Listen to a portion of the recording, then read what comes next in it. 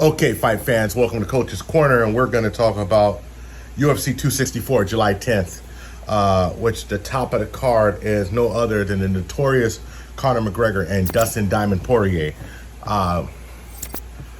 This is going to be odd because I think that this is probably the first time that Conor's going to walk into the fight as the B-side. I think Conor's lost that much luster on his reign. He's far removed from when he was just blitzkrieging everybody when he just destroyed Eddie Alvarez. He's far removed from that. I mean, his last notable win is Donald Cerrone, old in the tooth Donald Cerrone.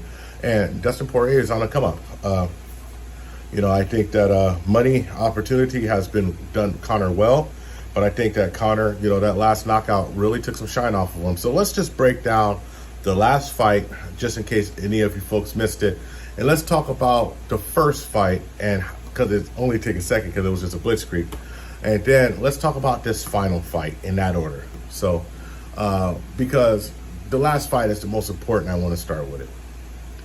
McGregor Poirier 2 was a very different Conor McGregor than people have grown accustomed to seeing.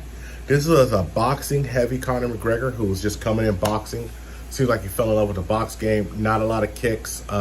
Didn't know how to handle the leg kicks. And I think that Conor is so concerned about his gas tank and was so concerned about Dustin probably taking him down and having to grind out on the floor. Even though, Conor has good jiu-jitsu and Conor's a world-class athlete.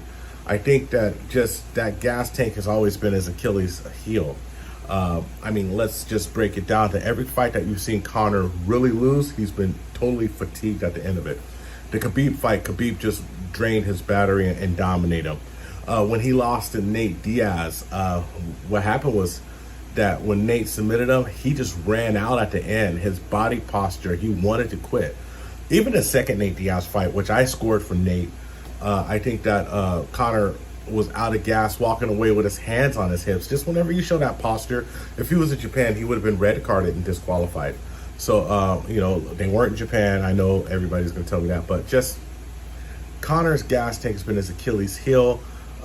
Even the boxing match with Mayweather, he ran out of gas. Mayweather knew it. Mayweather knocked him out.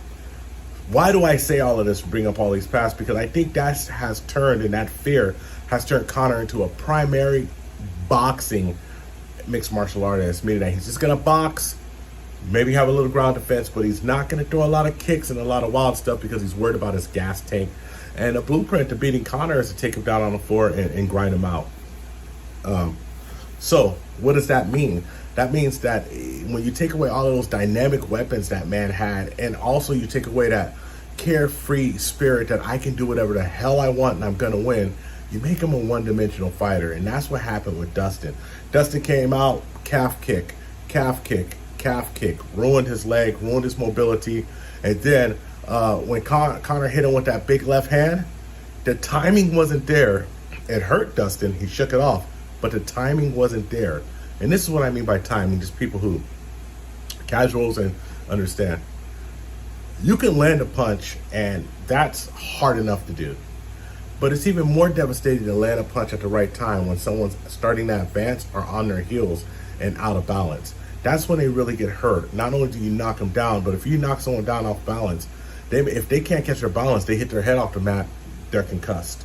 When they're coming into you, you amplify that force. You have their force plus your force, especially if you put it on their chin. You're going to be in trouble. When you lose your timing, you have the ability to hit and to land your strike, but you don't land it optimally. And one thing that Conor was good is that precision, optimal striking. You've seen it with Jose Aldo, and you've seen it with Eddie Alvarez. You've seen it with the first Dustin Poirier fight. Conor lost that. I don't know if it was from inactivity, which I believe it was, which he blames it, but also his calf was ruined in the first round. Really ruined, and Conor had a good poker face. So then when he got into it, and he had to do something that Conor does not do. He had to get in close and slug it out with Dustin, and Dustin landed that big hook on him. When he landed that big hook, he then followed up, knocked Conor out. But Dustin was starting to win those in close battles because Dustin was stronger than Conor. When you take away precision and timing, it comes down to brute strength. That's just human nature. Dustin was stronger than him.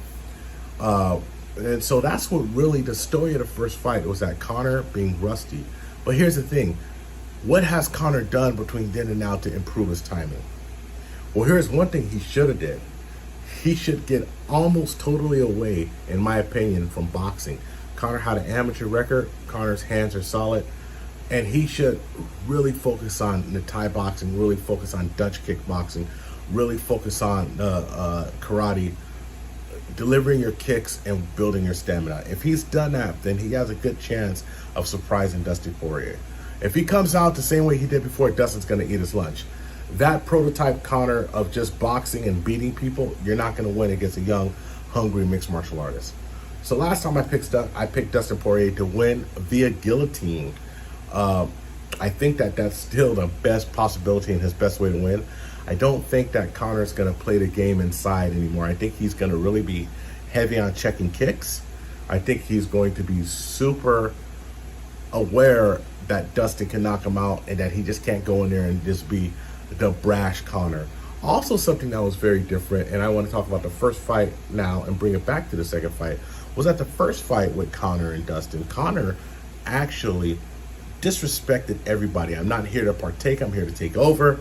I think it was his first fight or his second fight in the UFC, and he just knocked Dustin the F out, man. Just what the French toast done. And what happened, Dustin hated Conor, and they hated each other, and Conor got in Dustin's head. This time, Conor was friendly. I mean, it was a weird Conor McGregor.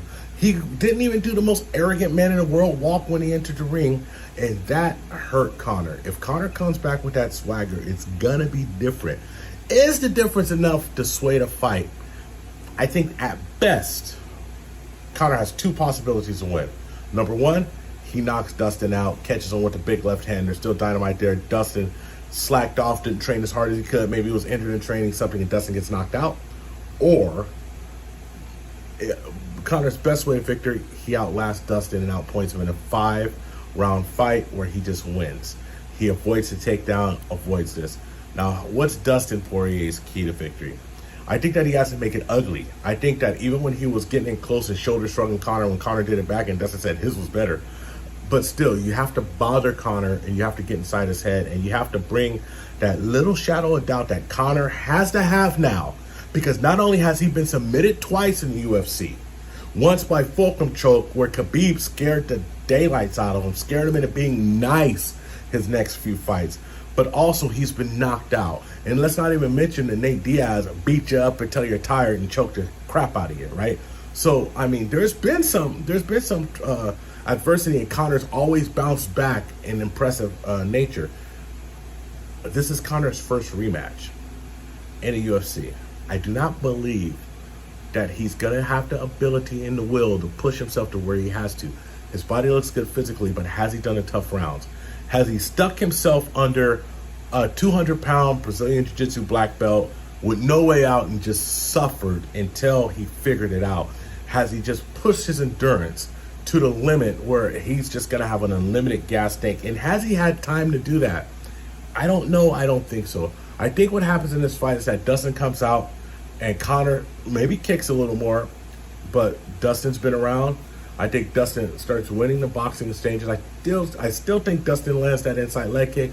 Do not be surprised, that calf kick. Do not be surprised if Conor comes out with his own calf kick. The best thing to do to turn the tables on someone is to hit them what they're hitting you with. And I think that Dustin, kind of guts it out, takes Conor down. Conor's a little tired. Guillotine choke. My same prediction. I was wrong last time. I'm not going to be wrong twice in a row, or I can be. But I think Dustin Poirier wins Conor Poirier 3 via guillotine choke. And I think Conor's only recourse after this, because he's not going to fight for a title again if he loses to Dustin Poirier. His only recourse is to turn around and go fight Nate Diaz 3. I think that if he doesn't get too beat up, he fights Nate Diaz 3, Madison Square Garden, New Year's. New York show, everything should be open by then. It's a big money show for the UFC. Nate Diaz is a super large fan. Conor's a super large fan favorite. Conor's still going to be a fan favorite.